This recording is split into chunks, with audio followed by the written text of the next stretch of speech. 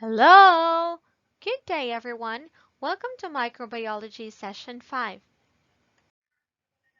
Basic Laboratory Techniques for Isolation, Cultivation, and Cultural Characterization of Microorganisms. Microorganisms are ubiquitous. They are found in soil, air, water, food, sewage, and on body surfaces. In short, every area of our environment is replete with them. The microbiologist separates these mixed populations into individual species for study. A culture containing a single unadulterated species of cells is called a pure culture. To isolate and study microorganisms in pure culture, the microbiologist requires basic laboratory apparatus and the application of specific techniques. The following may be used in cultural characterization of microorganisms, as well as isolation and cultivation of bacterial cells. Media, aseptic technique, culture tubes and petri dishes, transfer instrument, cultivation chambers, and refrigerator. The survival and continued growth of microorganisms depend on an adequate supply of nutrients and a favorable growth environment. For survival, most microbes must use soluble low molecular weight substances that are frequently derived from the enzymatic degradation of complex nutrients. A solution containing these nutrients is a culture medium. Basically, all culture media are liquid, semi-solid, or solid. A liquid medium lacks a solidifying agent is called a broth medium. A broth medium supplemented with a solidifying agent called agar results in a solid or semi-solid medium. Agar, an extract of seaweed, is a complex carbohydrate composed mainly of galactose and is without nutritional value. Agar serves as an excellent solidifying agent because it liquefies at 100 degrees Celsius and solidifies at 40 degrees Celsius. Because of these properties, organisms, especially pathogens, can be cultivated at temperatures of 37.5 degrees Celsius or slightly higher without fear of the medium liquefying. A completely solid medium requires an agar concentration of about 1.5 to 1.8%. A concentration of less than 1% agar results in a semi-solid medium. A solid medium has the advantage that it presents a hardened surface on which microorganisms can be grown using specialized techniques for the isolation of discrete colonies.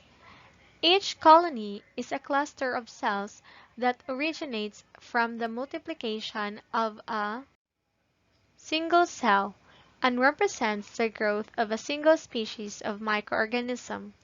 Such a defined and well-isolated colony is a pure culture.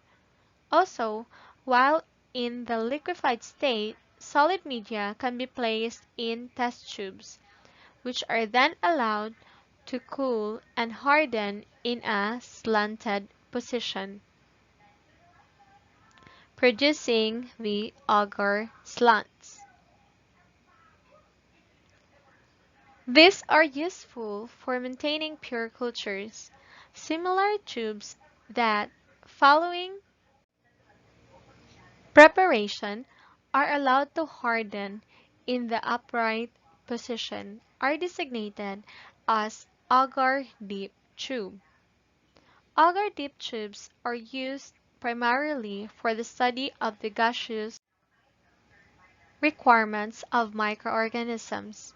However, they may be liquefied in a boiling water bath and poured into petri dishes, producing agar plates which provide large surface areas for the isolation and study of microorganisms.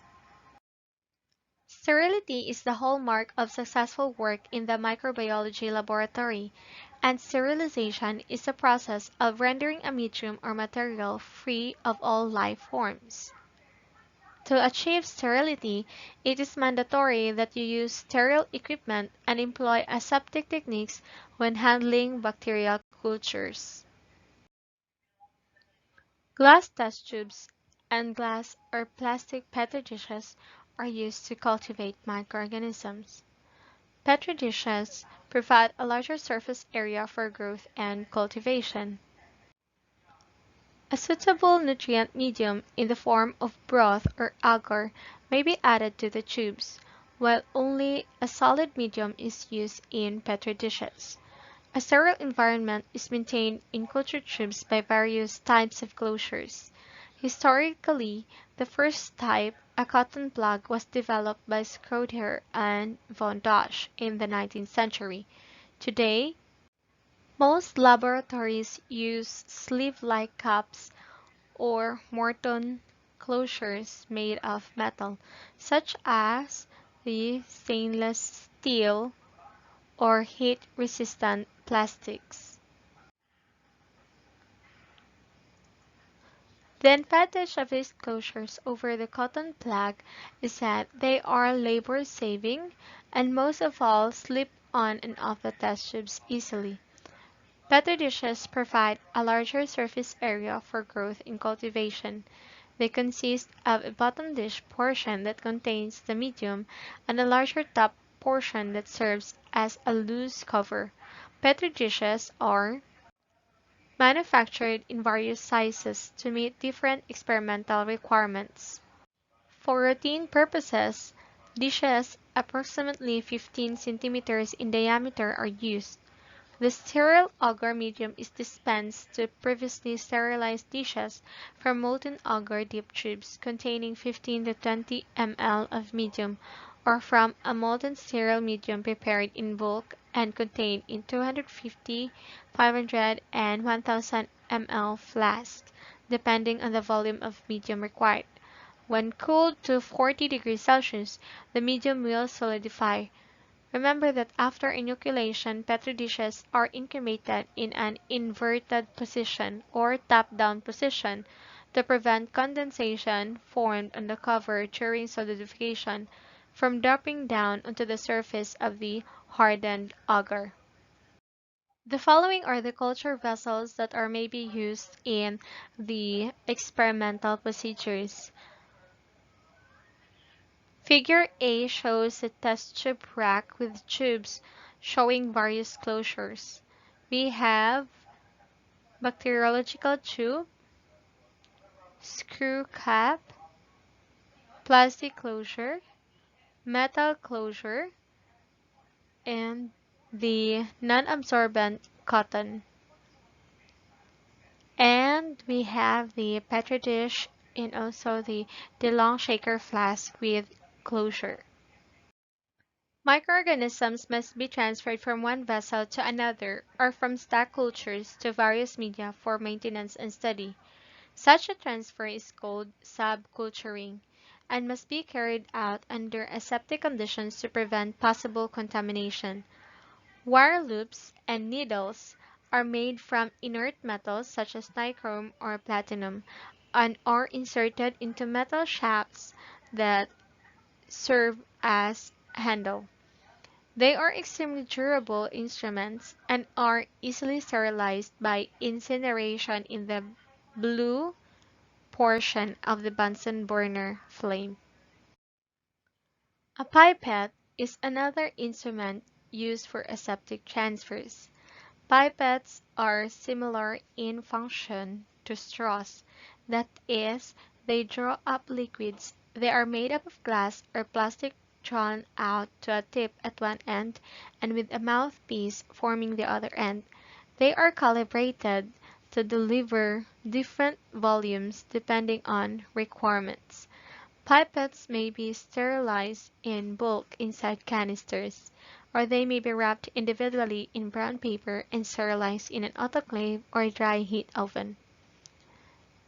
These two are the mechanical pipette aspirators, the plastic pump, and the rubber bulb, in which you're going to insert them at the mouthpiece in order to draw the liquid required in the study. A prime requirement for the cultivation of microorganisms is that they may be grown at their optimum temperature. An incubator is used to maintain optimum temperature during the necessary growth period. It resembles an oven and is thermostatically controlled, so the temperature can be varied depending on the requirements of specific microorganisms. Most incubators use dry heat. Moisture is supplied by placing a beaker of water in the incubator during the growth period. A moist environment retards dehydration of the medium and thereby avoids misleading experimental results. A thermostatically controlled shaking water bath is another piece of apparatus used to cultivate microorganisms. Its advantage is that it provides a rapid and uniform transfer of heat to the culture vessel, and its agitation provides increased aeration, resulting in acceleration of growth. The single disadvantage of this instrument is that it can be used only for cultivation of organisms in a broth medium. So this one is a modern cultivation chamber wherein during cultivation of the microorganisms, you insert your hands to this chamber. This chamber has a controlled temperature since microorganisms grow in a specific temperature. And of course, the refrigerator. A refrigerator is used for a wide variety of purposes such as maintenance and storage of stock cultures between subculturing periods and storage of sterile media to prevent dehydration. It is also used as a repository for thermolabile solution, antibiotics, serums, and biochemical reagents. So after or maybe during the experimental period, some of the agent that you are going to use will be placed inside these refrigerators. However, in nursery laboratory, we don't have this one, so we will just use a cabinet or laboratory cabinet. Alright, well, that's it for the discussion of the microbiology sessions. Next, we will have the demonstration on culturization and isolation of bacteria in a science room or a laboratory room. So I guess that's it. See you in the next one. Bye!